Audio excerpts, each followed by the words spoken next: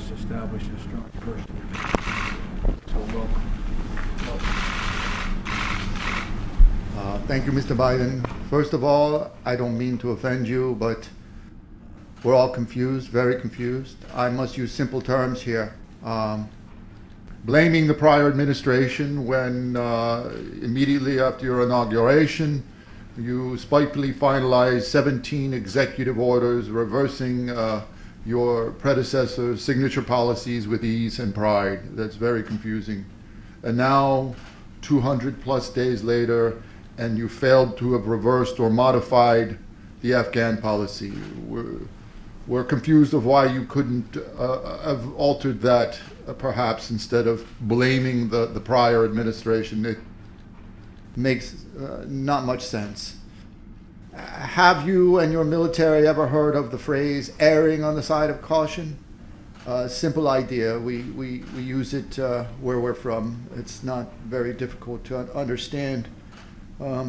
These are extremely troubling issues that someone with minimal military knowledge would blatantly see the obvious incongruities. Your admirals and generals coming from the finest military schools, are they, West Point and whatnot, are they all, how you say, woke? More concerned with vaginas and combat boots, perhaps? This idea of pulling the military before proper evacuation almost appears as a method of fueling terrorism and a renewed war machine. What are we doing here, Mr. Biden?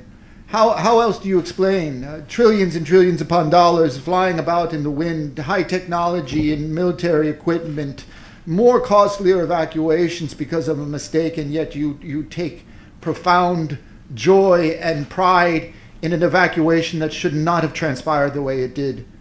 At all. We're very, very confused, and we hope that somebody is accountable for this.